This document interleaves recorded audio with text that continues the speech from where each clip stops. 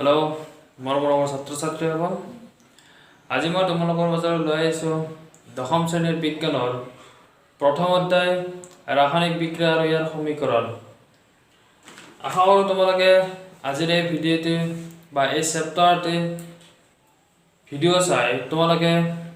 বহুখিনি উপকৃত হ'ব, লগতে ভাল পাব বুলি আশা কৰিছোঁ।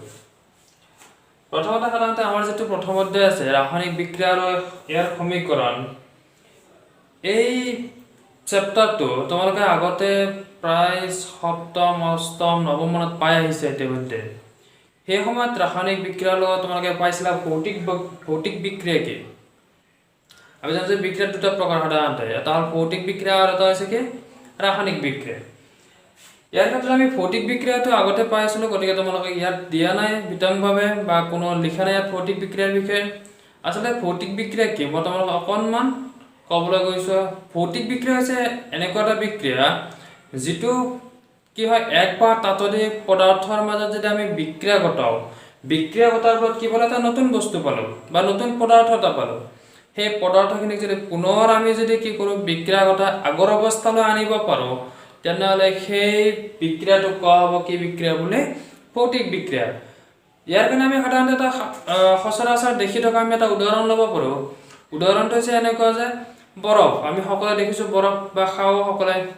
বৰফ যদি আমি কি কৰোঁ, সূৰ্যৰ তাপত নাইবা অন্য তাপত দিওঁ, তেতিয়াহ'লে কি হ'ব, সেই বৰফ টুকুৰা কি হ'ব, গলি যাব। গলি গৈ কিহলৈ ৰূপান্তৰিত হ'ব, পানীলৈ ৰূপান্তৰিত হ'ব আমি জানো। এতিয়া সেই পানীখিনি যদি আমি আকৌ ফ্ৰিজত থৈ দিওঁ, তেতিয়াহ'লে দেখা পাম সেই পানীখিনি কি হৈছে, বৰফ হৈছে। কিমান ডিগ্ৰী চেলচিয়াছত বৰফ হয়, 0 ডিগ্ৰী চেলচিয়াছত বৰফ হয়। গতিকে তেনে ক্ষেত্ৰত সি আমি কি পালোঁ, প্ৰথমতে বৰফ টুকুৰা গৈ পানী হ'ল, পানীৰ পৰা আকৌ আমি কি পালোঁ, বৰফ পালোঁ। তেনেকুৱা বিক্ৰিয়াবিলাক সাধাৰণতে কি বিক্ৰিয়া বুলি কয়, ভৌতিক বিক্ৰিয়া বুলি কয়। তোমালোকেতো অকণমান এতিয়া বুজি পাইছা। তোমালোকে এনেকৈ বিভিন্ন ধৰণৰ এক্সাম্পল লৈ নিজে নিজে চাব পৰা ভৌতিক বিক্ৰিয়াৰ বিষয়ে কেনেকুৱা হ'ব পাৰে। আমাক ইয়াতে যিহেতু ভৌতিক বিক্ৰিয়াৰ বিষয়ে ইমান বেছিকৈ দিয়া নাই বা দিয়াই নাই অলপ, তথাপিও আমি অকণমান কৈ দিলোঁ। এতিয়া আমি আৰম্ভ কৰিম ৰাসায়নিক বিক্ৰিয়া।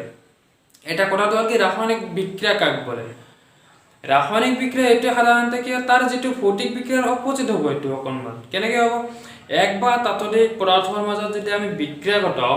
বিক্ৰিয়া ঘটাৰ পাছত যদি কি হয়, এটা নতুন বস্তু উৎপন্ন হয়, আৰু সেই নতুন বস্তু বা পদাৰ্থখিনি যদি আমি পুনৰ আকৌ আগৰ অৱস্থালৈ নিব নোৱাৰোঁ, তেনেহ'লে সেই বিক্ৰিয়াটোক আমি কি বিক্ৰিয়া বুলি ক'ম, ৰাসায়নিক বিক্ৰিয়া বুলি ক'ম। তোমালোকে সচৰাচৰ ঘৰত ব্যৱহাৰ কৰা এটা বিক্ৰিয়া, তোমালোকে এটা বিক্ৰিয়া কৰিব পাৰা। যেনেকৈ ছাপ'জ আমি যেতিয়া চাহ বনাওঁ, সকলোৰে ঘৰত চাহ বনাওঁ দেখিছোঁ, চাহত কি কি লাগে, চেনি লাগে, গাখীৰ লাগে, পানী লাগে আৰু চাহপাত লাগে। এইকেইটা আমি মিক্স কৰি কি বনাওঁ, চাহ বনাওঁ। এতিয়া সেই চাহখিনি যেতিয়া প্ৰস্তুত হ'ব, সেই চাহখিনিৰ পৰা আমি কেতিয়াও তাৰ পৰা চেনি ছেপাৰেট কৰিব নোৱাৰোঁ,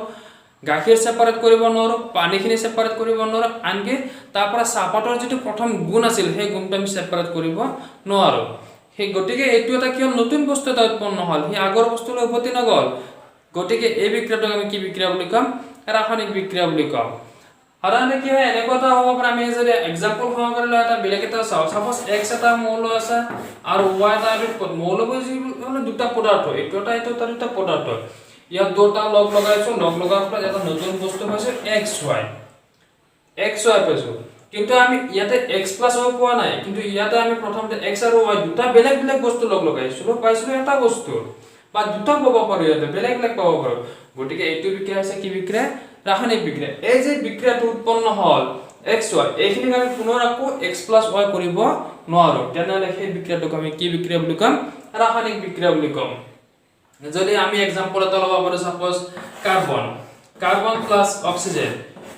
এইটো যদি বিক্ৰিয়া ঘটাওঁ আমি, তেতিয়া লিকুইড ফৰ্মত কাৰ্বন আৰু অক্সিজেন লগ লাগি কি উৎপন্ন হয়, কাৰ্বন ডাই অক্সাইড উৎপন্ন হয়। গতিকে এই বিক্ৰিয়াটো সাধাৰণতে কি হৈছে, কি বিক্ৰিয়া বুলি ক'ব পাৰোঁ, আমি ৰাসায়নিক বিক্ৰিয়া বুলি ক'ব পাৰোঁ, কাৰণ ইয়াক আমি পুনৰ আকৌ কাৰ্বন আৰু অক্সিজেনলৈ ডিভাইড কৰিব নোৱাৰোঁ। গতিকে সাধাৰণতে তোমালোকৰ এই যে প্ৰথম অধ্যায়টোত এটা প্ৰথম কাৰ্যকলাপ দিয়া আছে, কি দিয়া আছে যে মেগনেছিয়ামৰ ফিটা যদি আমি এটা দহন কৰোঁ, তেতিয়াহ'লে সেই মেগনেছিয়ামৰ ফিটাডাল দহন হয়,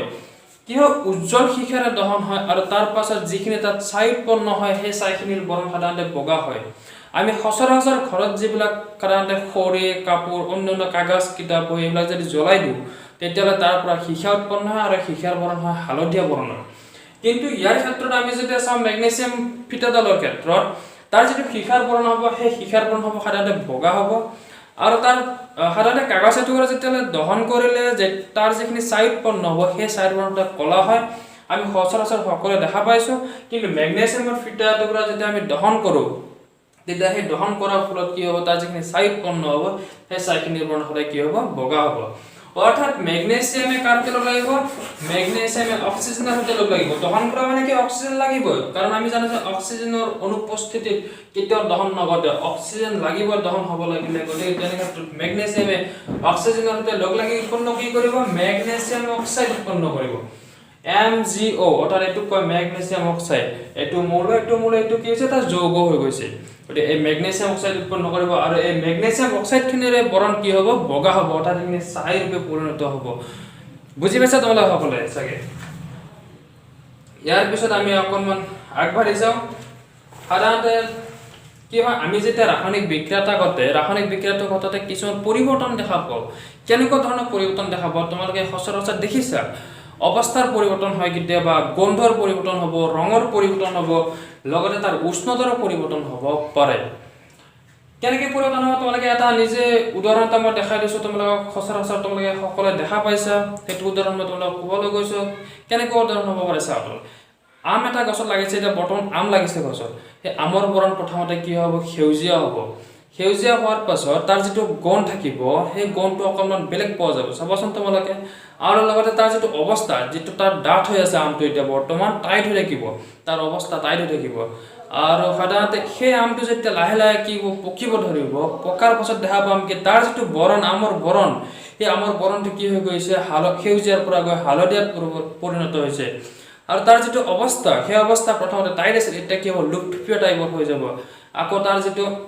গণ আছিল সেই গণটোৰ অৱস্থা গণ যিটো আগতে আছিল প্ৰথম টাইমত গণ আছিল আৰু ইয়াৰ গণটো বহুত বেলেগ পাৰ্থক্য পোৱা যাব কেনেকৈ সাধাৰণতে তোমালোকে চাপ'জ ঘৰত কেঁচা আম আনিলে গম নোপোৱা কিন্তু পকা আম আনিলে সকলোৱে গম পায় কেনেকৈ গম পায় চাপ'জ কোনোবা ঘৰত দেউতাই পকা আম লৈ আহিছে তোমালোকে গম পোৱা কেনেকৈ গম পোৱা আমটো থৈ দিছে ক'ৰবাত মা লুকাই থৈ দিছে নাজানো আমি সকলোৱে নাজানো কিন্তু গণ পাই থাকিম এটা আমৰ পকা আম আনিছে যে এটা গণ পাম তোমালোকে সকলোৱে দেখা পাইছা হয়তো সেনেকৈ চুৰ কৰিও খাইছা তোমালোকে সেইটো বেলেগ কথা কিন্তু কি হ'ব এতিয়া আমি এইবিলাক যদি পৰিৱৰ্তন লক্ষ্য কৰোঁ তেতিয়াহ'লে গম পাম কি তাত কি হৈছে এটা ৰাসায়নিক বিক্ৰিয়া ঘটিছে আৰু এইবিলাক পৰিৱৰ্তনৰ ওপৰত আমি পিছত আমি আৰু বিভিন্ন ধৰণে এক্সাম্পল ল'ম এতিয়া অকণমান বেলেগ কিতাপৰ ফালে আগবাঢ়িছোঁ আকৌ এতিয়া ৰাসায়নিক সমীকৰণ এটা লিখোঁতে সাধাৰণতে এই যে আমি সমীকৰণটো লিখিলোঁ এইটোৰ নাম হৈছে কি চাপ'জ কাৰ্বন এইটো বুজাইছোঁ এইটোৰ নাম হৈছে কাৰ্বন আৰু এইটোৰ নাম হৈছে কি অক্সিজেন এইটোৰ নাম হৈছে কি অক্সিজেন এই যেতিয়া বিক্ৰিয়া কৰিব উৎপন্ন হ'ব এইটো কাৰ্বন ডাই অক্সাইড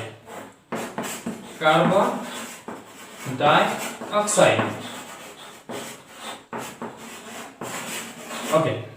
এই যে আমি যেটো লিখিলো কাৰ্বন যোগ অক্সিজেন কাৰ্বনৰ দ্বাৰা বুজাইছো এইখিনি কি উৎপন্ন হৈছে কাৰ্বন ডাই অক্সাইড গতিকে এই যে সমীকৰণটো লিখিছো এই সমীকৰণটো কোৱা হয় কি শব্দ সমীকৰণ শব্দ সমীকৰণ আৰু ওপৰত যে লিখিছো carbon plus oxygen equal to carbon ডাই অক্সাইড আৰু এইটো হৈছে আমি সংকেতত লিখিছো কাৰণ এইটো সংকেত সমীকৰণ বুলি কয় নাই কিছু শব্দ সমীকৰণ বুলি ক'ব পাৰি একো নাই কিন্তু এই সমীকৰণটো সাধাৰণতে কি হয় আমি এনেকে লিখা হয় আকৌ যে এই সমীকৰণটো যে লিখিছো এই সমীকৰণটোৰ যিখিনি বাওফালে থাকিব আমি অৰ্থাৎ যিকিটা বস্তু লগ লগে বিক্ৰিয়া ঘটাব বিচাৰিছো সাপোজ চেনি পানী আৰু গাখীৰ এই গোটেইটা এক্সাইড কৰিছো এইটা প্ৰথমতে আমি আয়োজন কৰিছো তাৰপিছত নেক্সট উৎপন্ন হৈছে চাহ উৎপন্ন হৈছে ধৰি ললো তেতিয়ালে কি হ'ব এই যিখিনি বস্তু আমি লম সেইখিনি কোৱা হ'ব কি পদাৰ্থ বুলি সাপোজ এইখিনি লৈছো এইখিনি কি বুলি কোৱা হ'ব এইখিনি কোৱা হ'ব কি বিক্ৰিয়ক পদাৰ্থ আৰ যিখিনি বস্তু উৎপন্ন হ'ব সেই বস্তুখিনি কোৱা হ'ব কি বিক্ৰিয়াজাত পদাৰ্থ মনত থাকিব না তোমালোকৰ বিক্ৰিয়াজাত পদাৰ্থ এইখিনি কোৱা হ'ব কি বিক্ৰিয়াজাত পদাৰ্থ এই বিক্ৰিয়ক পদাৰ্থৰ পৰা বিক্ৰিয়াজাত পদাৰ্থখিনি উৎপন্ন হোৱাৰ কাৰণে আমি এটা কাৰ্চিনৰ দ্বাৰা বুজাম যে এইখিনি আমি লৈছিলো এইখিনি উৎপন্ন হৈছে গতিকে সেইখিনি দেখাবলৈ আমি এটা কি ব্যৱহাৰ কৰিম কাৰ্চিন ব্যৱহাৰ কৰিম বিক্ৰিয়ক পদাৰ্থ এটা হ'ব পাৰে দুটা হ'ব পাৰে তিনিটা হ'ব পাৰে অসংখ্য হ'ব পাৰে সাপোজ তোমালোকে এটো হ'ব পাৰে এটা বিক্ৰিয়ক পদাৰ্থ সাপোজ A + B + C বিক্ৰিয়া কৰিছে উৎপন্ন A মানে বেলেগ মূল B মানে বেলেগ অৰ্থাৎ পানী চেনি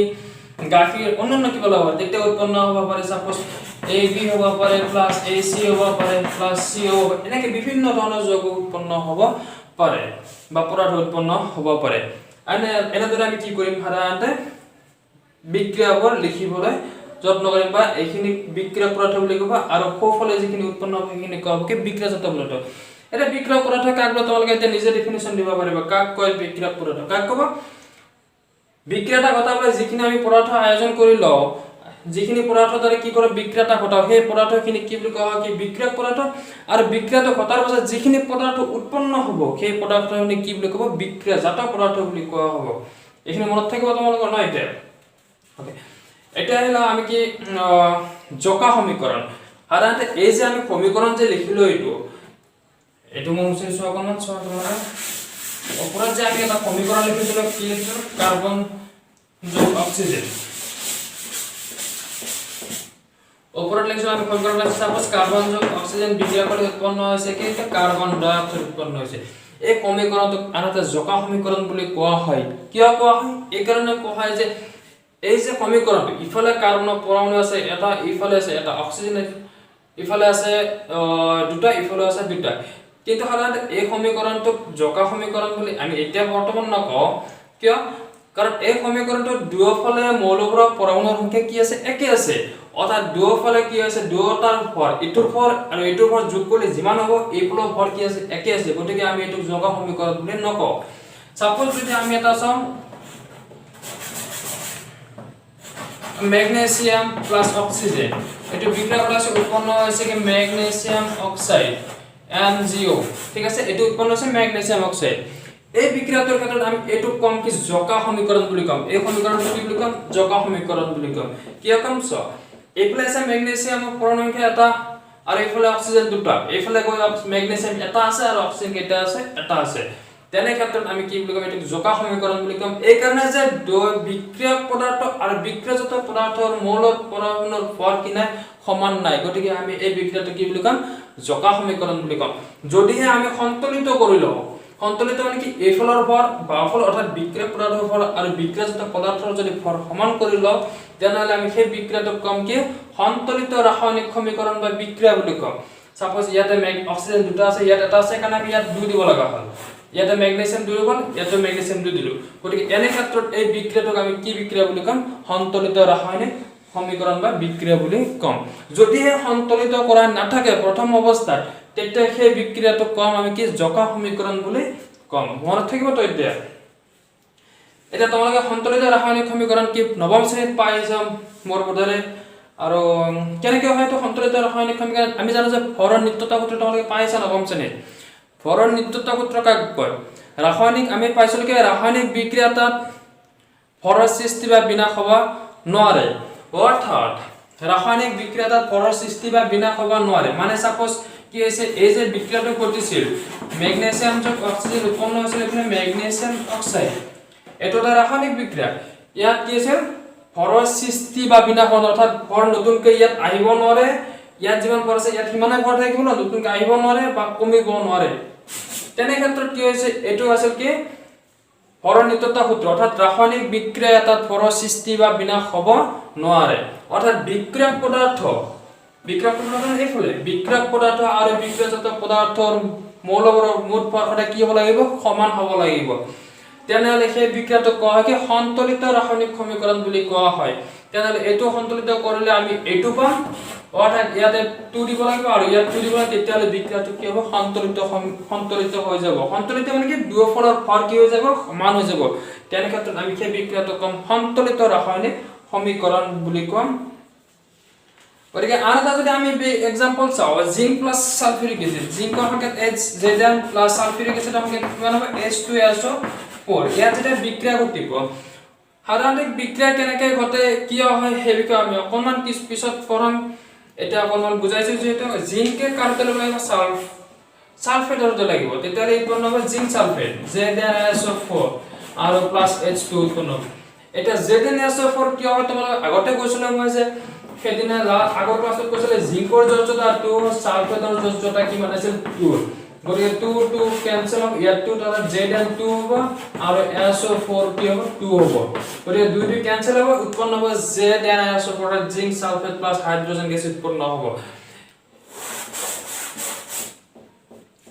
আৰু এইটো হচ্ছে এটা সন্তুলিত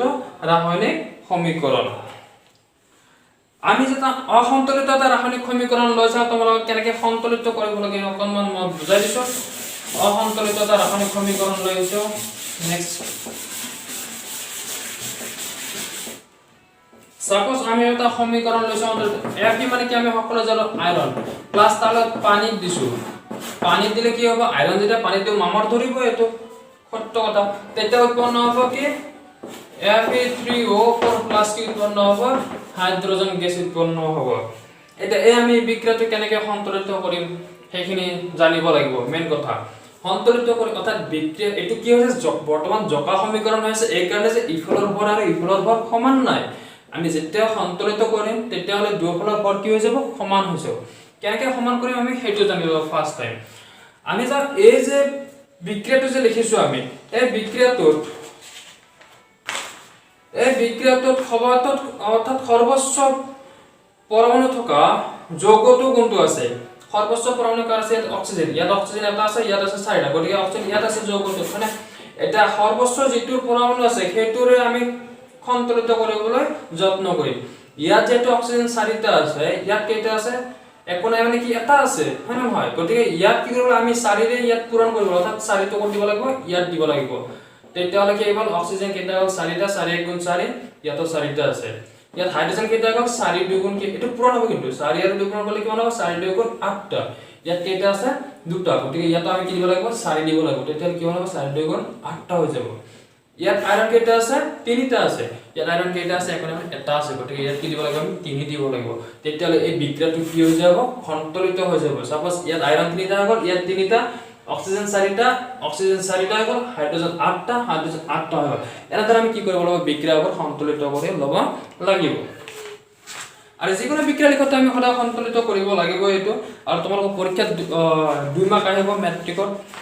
যে বিক্ৰিয়া দুটা দিব আৰু সেই বিক্ৰিয়া দুটা কি কৰিব লাগিব সন্তুলিত কৰি দিলে দেখুৱাব লাগিব আৰু তোমালোকে মই হ'ব এইবোৰ পৰীক্ষাত কাটা নাযায় ভালদৰে লিখিবা শুদ্ধ কৰি এতিয়াৰ পৰা প্ৰেক্টিছ কৰা কম্পালসৰি আহিব 2 মাৰ্ক কিন্তু ইয়াৰ পৰা গতিকে ভালদৰে যিমান কিটা বিক্ৰিয়া আছে তোমালোকৰ কিতাপত সেই বিক্ৰিয়াবোৰ ট্ৰাই কৰিবা এটা মেইন কথা এটা হ'ব আমি সাধাৰণতে এটা বিক্ৰিয়া দি আছে ইয়াতে কাৰ্বন ডাই অক্সাইড CO2 + H2O বিক্রিয়া করলে কি উৎপন্ন হবে গ্লুকোজ C6H12O6 প্লাস উৎপন্ন হবে কি উৎপন্ন হবে 6O2 অর্থাৎ 6O2 সাধারণত 6O2 নহয় O2 প্লাস উৎপন্ন হবে আর উৎপন্ন হবে কি H2O এই বিক্রিয়াটো আমি কত ব্যবহার করব সাধাৰণতে কত দেখা পাইছো এই বিক্ৰিয়াটো হৈছে উদ্ভিদে যেতিয়া খাদ্যবস্তু প্ৰস্তুত কৰে তেতিয়াহলে এই বিক্ৰিয়াটো সিহঁতৰ তাত ঘটে কেনেকৈ ঘটে অকনমান মই বুজাই দিম সাপোজ যদি এডাল উদ্ভিদ হয় এইবিলাক উদ্ভিদ কিবা থাকিব এনেকৈ উদ্ভিদৰ কোষবিলাক আছে বিভিন্ন কোষ আছে এনেকৈ উদ্ভিদ অসংখ্য সাপোজ এনেকৈ ডাল আছে সেই ডাল এটা কি কৰিছে পাত এটা লাগি আছে ইয়াতে ঠিক আছে ওকে সাধাৰণতে আমি জানো যে পাতত সৰু সৰু বিন্দা থাকে আৰু আমি খালি চকুৰে দেখা নাপাওঁ সেই বিন্দাবোৰ এনেকৈ সৰু সৰু অসংখ্য বিন্দা থাকে পাতত আৰু সেই বিন্দাবোৰক কোৱা হয় কি পত্ৰৰন্ধ্ৰ বুলি কয় কি বুলি কয় পত্ৰৰন্ধ্ৰ যেতিয়া কি হয় উদ্ভিদ জোপা আমি জানো যে খাদ্য বস্তু ক'ত প্ৰস্তুত কৰে পাতত আৰু পানী ক'ৰ পৰা শুইলে বা খনিজ পদাৰ্থৰ পৰা শিপাৰ পৰা লয় মাটিৰ পৰা তাত শিপাৰ জৰিয়তে মাটিৰ পৰা লয় আলাদা শিপা যেতিয়া মাটিৰ তলৰ পৰা পানী খুই লৈ থাকিব এনেকৈ লৈ থাকিব ওপৰ ফালে গৈ থাকিব এটো সাপোজ ফিল আপ হ'ব আলাদা আমি দেখিছো যে খেতি পথাৰত পানী দিও সাপোজ এখন খেতি পথাৰ আছে ইয়াতে এনেকৈ ভাগ আছে সৰু সৰু এটো ভাগ আছে এনেকৈ সাপোজ ইয়াতে পাইপটো লগাইছো প্ৰথম এটো ফিল আপ হ'ব নেক্সট আনসাৰ ক'ত যাব এটো যদি আমি ভাঙি দিও এটো যাব এটোৰ পৰা ভাঙি দিলে আকৌ ইয়াত যাব ইয়াৰ পৰা আকৌ আমি ভাঙি দিলে ইফালে আহিব আকৌ ইফালে যদি ভাঙি দিও ইফালে আহিব বা ইফালে ভাঙি দিলে ইফালে আহিব এনেকৈ কি হ'ব বিভিন্ন ধৰণে গতি কৰিব ঠিক এদৰে ইয়াতো কি কৰিব কেতিয়া যাব যেতিয়া ইয়াত পানীৰ পৰিমাণ কি হ'ব অতিৰিক্ত বহুত বেছি পৰিমাণ বাঢ়ি যাব তেতিয়াহলে ইয়াৰ আলি ভাঙি যাব ঠিক এদৰে ইয়াতো যেতিয়া পানীৰ পৰিমাণ বেছি যাব তেতিয়া কি লাহে লাহে কি হ'ব চাপৰ ফলত কি হ'ব ওপৰ ফলে উঠি গৈ থাকিব আৰু এটা সময়ত গৈ গোটেই কাগজ যেতিয়া পানীৰে পৰিপূৰ্ণ হৈ যায় এনেকৈ ঠিক তেনে ক্ষেত্ৰত যিখিনি ইয়াৰ অতিৰিক্ত পানী সাধাৰণতে মানুহৰ ক্ষেত্ৰত কি হয় পানী যিমানে বেছি খায় সিমানে কি কৰিব পাৰে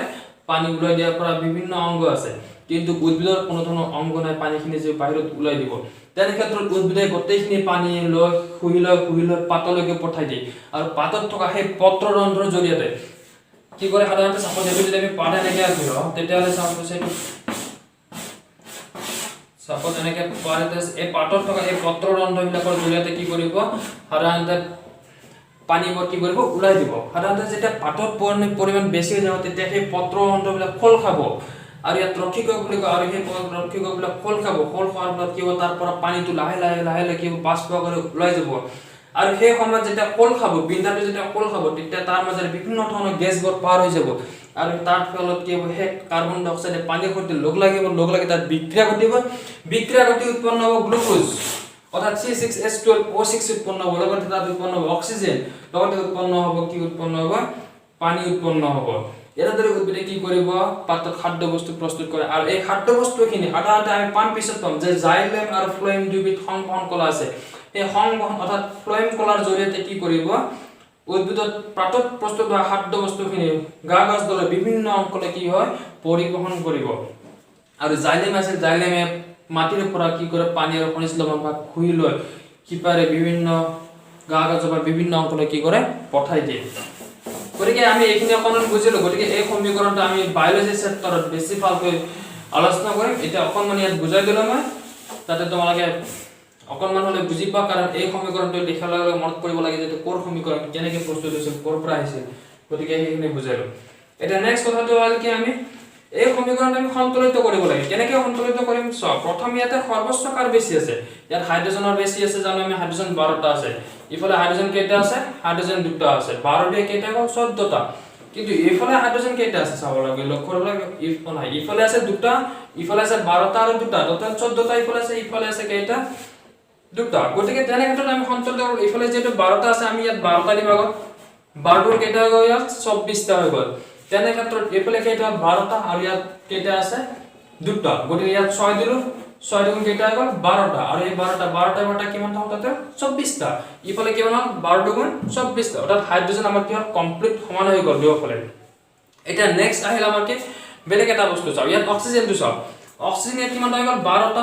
ইয়াত আছে কেইটা 2টা, 12 দিয়ে কেইটা হৈ গ'ল 14টা হৈ গ'ল। ইয়াত আছে অক্সিজেন 6টা, ইয়াত আছে 2টা, 6 দিয়ে 8টা, আৰু ইয়াত আছে কেইটা 6টা,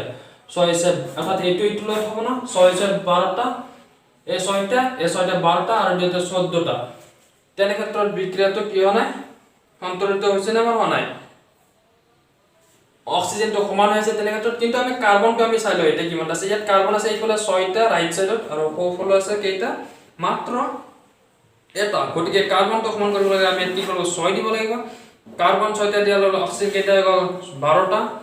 আৰু এইফালে কেইটা হৈ গ'ল অক্সিজেন 12টা, 12টা অক্সিজেন কেইটা হৈ গ'ল 24টা। এইফালে আছে অক্সিজেন কেইটা 6টা, এইফালে আছে অক্সিজেন 6টা, 6 6টা 12টা হৈ গ'ল, আৰু ইয়াতে 12টা হ'লে গতিকে ইয়াত 6 দিব লাগিব। 6 দুগুণ 12, 12 6 18, 18 6 24টা। এইফালে হৈ গ'ল, এইফালে 6 দুগুণ 12টা, 12 12 24টা। তেনেহ'লে ইয়াত অক্সিজেন সমান পালো, এইফালে কাৰ্বন হৈ গ'ল 6টা, এইফালে কাৰ্বন আছে 6টা, কমপ্লিট। গতিকে এনেদৰে আমি কি কৰিব লাগিব বিক্ৰিয়াবোৰ সন্তুলিত কৰিব লাগিব। আৰু তোমালোকে যিমান পাৰা বিক্ৰিয়াবোৰ সন্তুলিত কৰাৰ কাৰণে প্ৰেক্টিছ কৰা। মই ভাবোঁ তোমালোকে প্ৰথমতে মই যে আগৰ ক্লাছটোত শিকাইছিলো মৌলবিলাকৰ পাৰমাণৱিক সংখ্যা য'তা কেনেদৰে ওলায় তাৰ ওপৰত নিৰ্ভৰ কৰি আমি এই বিক্ৰিয়াবোৰ লিখিবলৈ শিকিব লাগিব। প্ৰথমতে আমি যদি সেইখিনি নাজানো জ্ঞান, অৰ্থাৎ য'তা কেনেকৈ ক'ত কি হয় বা যৌগ কেনেদৰে গঠন হয় সেইখিনি যদি নাজানো, তেনেহ'লে আমি বিক্ৰিয়াবোৰ কৰি একো লাভ নহ'ব। কাৰণ আমাৰ পিছলৈ জানো কেইটামান মুখস্থ কৰিব পাৰিম, কিন্তু নিজে আমি কৰিবলৈ নোৱাৰিম। গতিকে প্ৰথমতে আমি সেইখিনি কথা আগত জানিব লাগিব। আগৰ ভিডিঅ'টোত যিখিনি দিছিলোঁ তাৰপিছত আমি এইখিনিলৈ একবাৰে আহিব লাগিব। এতিয়া আমি আলোচনা কৰিম প্ৰশ্নাৱলী। প্ৰথম প্ৰশ্নাৱলীটো এইখিনি মানে যিখিনি আমি বুজালে বুজোৱাৰ ভিতৰতে প্ৰশ্নখিনি আছে। এতিয়া প্ৰশ্নখিনি আলোচনা কৰোঁ। প্ৰথম কুৱেশ্যনটো চাওঁ যে বায়ুৰ দহনৰ লগত মেগনেছিয়ামৰ ফিল্টাৰটো কিয় পৰিষ্কাৰ কৰি ল'ব লাগে। মই আগতে তোমালোকক বুজাই থাকোঁতে মই তেতিয়া কৈছিলোঁ যে কিয় লাগে। সাধাৰণতে এইকাৰণে লাগে যে বায়ুৰ দহনৰ লগত মেগনেছিয়াম ফিল্টাৰটো পৰিষ্কাৰ কৰি ল'ব লাগে। এইকাৰণে যে মেগনেছিয়ামৰ ফিল্টাৰত বিভিন্ন ধৰণৰ ঔষধি, ধূলি মাকতি, জলীয় বাষ্প আদি বিভিন্ন ধৰণৰ বস্তু লাগি থাকিব পাৰে। ফলত কি হ'ব পাৰে সম্পূৰ্ণৰূপে সেই ফিল্টাৰ দহন নহ'ব পাৰে। লগতে আকৌ কি হয় মেগনেছিয়ামে অক্সিজেনৰ লগ লাগি মেগনেছিয়াম অক্সাইড গঠন কৰে, আৰু ফলত সি সম্পূৰ্ণৰূপে দহন নহ'ব পাৰে। গতিকে তেনে ক্ষেত্ৰত মেগনেছিয়ামৰ ফিটাডাল সম্পূৰ্ণৰূপে দহন ঘটাবলৈ কি কৰিব লাগে ভালদৰে বালিয়া কাগজৰে কি কৰিব লাগে পৰিষ্কাৰ কৰি ল'ব লাগে তেতিয়াহে মেগনেছিয়ামৰ ফিটাডাল কি হ'ব সম্পূৰ্ণৰূপে দহন ঘটিব এটা 2 নম্বৰ কোৱেশ্চনটো আছে তলৰ ৰাসায়নিক বিক্ৰিয়াৰ বাবে সন্তুলিত সমীকৰণ লিখা আমাক বিক্ৰিয়াৱলী দিছে ইয়াতে তোমালোকে ঘৰত প্ৰেক্টিছ কৰিবা এতিয়া প্ৰথমটো দিছে আমাক হাইড্ৰোজেনৰ আমি জানো যে সংখ্যা কিমান H2 প্লাছ ক্লোৰিনৰ সংখ্যা কিমান Cl2 গতিকে এটা বিক্ৰিয়া কৰিলে কি উৎপন্ন হ'ব হাইড্ৰক্লোৰিক এচিড অৰ্থাৎ HCl আমি কৈছো কি বিক্ৰিয়াবোৰ সদায় লিখতে সদায় সন্তুলিত কৰিবই লাগিব গতিকে ইফালে হাইড্ৰোজেন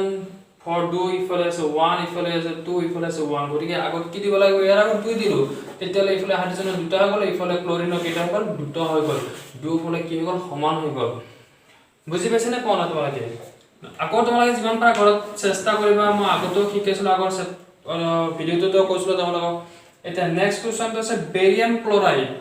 এটা বেৰিয়াম ক্লোৰাইড সংখ্যা কিমান BaCl2 এটা বেৰিয়াম ক্লোৰাইড কিয় BaCl2 কিয় হ'ল আগৰ চেপ্টাৰত কৈছিলো তথাপি এবাৰ কৈছো চাও তোমালোকে বেৰিয়ামৰ যোজ্যতা আছে কিমান 2 ক্লোৰিনৰ যোজ্যতা কিমান 1 গতিকে তেনে ক্ষেত্ৰত কি হ'ব এই Ba কাৰ্যটো লাগিব 1 হ'ব অৰ্থাৎ Ba1 Cl কি হ'ব 2 হ'ব অৰ্থাৎ Cl2 হ'ব গতিকে 1 টো নিলিখো আমি BaCl2 লিখো মানে BaCl2 লিখো অৰ্থাৎ বেৰিয়াম ক্লোৰাইড প্লাস নেক্সট আমাৰ কৈছে কি এলুমিনিয়াম সালফেট এলুমিনিয়ামৰ সংকেতল Al সালফেটৰ সংকেত কিমান SO4 এলুমিনিয়ামৰ যোজ্যতাটো কিমান আমি জানো মনত এলুমিনিয়ামৰ পাৰমাণবিক সংখ্যা 13 ইলেক্ট্ৰন বিন্যাস 2:8:3 গতিকে যোজ্যতা 3 টো ইয়াত আহিব সালফেটৰ যোজ্যতা 2 গতিকে ইয়াত আহিব অৰ্থাৎ Al2SO4 3 বিক্ৰিয়া কৰলে উৎপন্ন হবে বেৰিয়াম কাৰ্যকৰ হবে সালফেটৰ সৈতে এটা আমি ধাতুৰ চেপ্টাৰটো যেতিয়া যাম তেতিয়া আমি কোনে কাৰতে কি লগ লাগে হেতু কি তাত শিকিম অৰ্থাৎ উৎপন্ন হ'ব ইয়াত barium sulphate plus aluminium chloride AlCl বেৰিয়ামৰ যোজ্যতা 2 সালফেটৰ 2 গতিকে 2 2 একে থাকিব সমান হৈ যাব গতিকে ক্যান্সেল হ'ব এটো এলুমিনিয়ামৰ 3 গতিকে 3 টো আহিব ইয়াত ক্লোৰিনৰ 1 1 টো আহিব ইয়াত নালাগে আমি গতিকে কি হ'ব AlCl3 এটো আছে বিক্রিয়া এই বিক্ৰিয়াৰ কাৰণে জোকা সমীকৰণ আছে এটা আমি সন্তুলিত কৰিব লাগিব কেনেকৈ কৰিম চাই লওঁ আমি আটাইতকৈ সৰ্বোচ্চ কাৰ বেছি আছে আটাইতকৈ পুৰণা ইয়াত আছে এটো মানে কি হৈছে এটা বুজাইছে অৰ্থাৎ সালফেট এটা বুজাইছে ইয়াত এটা 3 আছে আৰু ইয়াত 3 আছে গটে ইয়াত যেটো ক্লোৰিন 3টা আছে ইয়াত দুটা আছে আগত কি দিব লাগিব 3 দিব লাগিব সমান নাই যে এটো ইয়াত 3 দিলে ক্লোৰিন কেইটা হ'ল 3 দুগুণ 6টা হৈ গ'ল ইয়াতো 3টা আছে কাৰণ ইয়াতো আৰু 2 দিব লাগিব কেইটা হ'ল ক্লোৰিন 6টা হৈ গ'ল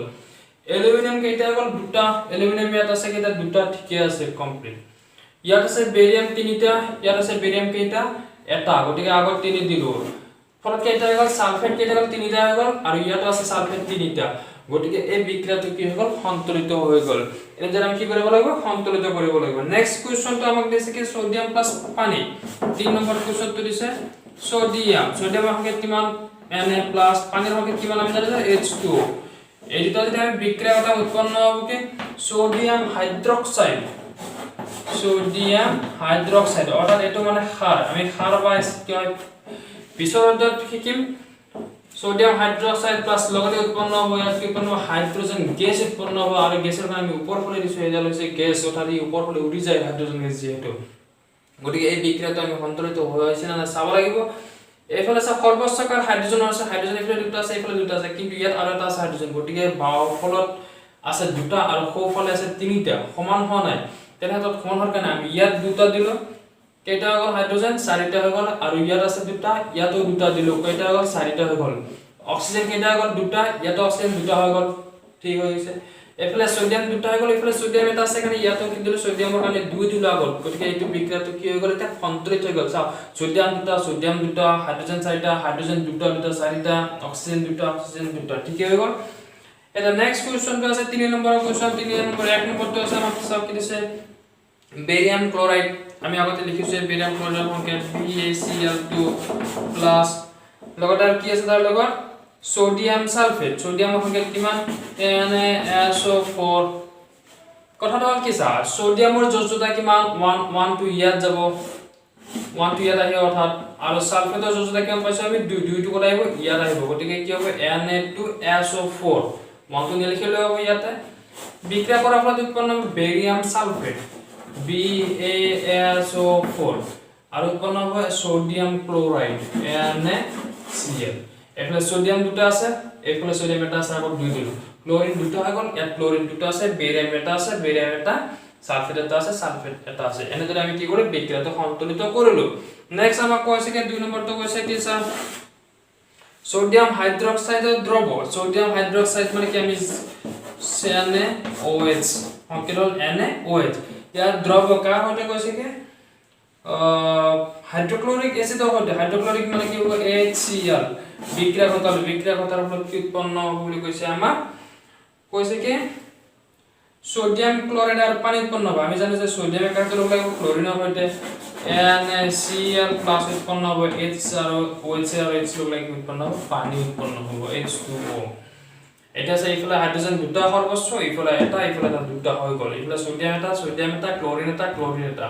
এইফালে অক্সিজেন গতিকে বিক্রিয়াটো কি হৈছে সন্তুলিত হৈ আছে আমি এই বিক্ৰিয়াৰ সন্তুলিত কৰাৰ প্ৰয়োজন নাই গতিকে এইখিনি আছিল আমাৰ প্ৰথম ভিডিও আৰু ইয়াৰ নেক্সট ভিডিওটো তোমালোকে চাই থাকা আমি ইয়াৰ পিছৰ পাৰ্টখিনি পঢ়িম ৰাসায়নিক বিক্ৰিয়া কে প্ৰকাৰ আৰু কি কি এই বিষয়ে আমি নেক্সট ভিডিওটো আলোচনা কৰিম গতিকে তোমালোকে চাই থাকা পুনৰ যদি তোমালোকৰ মোৰ এই ভিডিওবোৰ চাই ভাল লাগে তেনেহলে তোমালোকে লাইক কৰিবা সাবস্ক্ৰাইব কৰিবা লগতে যিমানখিনি পাৰা শেয়াৰ কৰিবা যাতে অন্য ষ্টুডেন্ট বিলাকক বা ছাত্ৰ ছাত্ৰী বিলাকক মোৰ এই ভিডিওবোৰ চাব পাৰে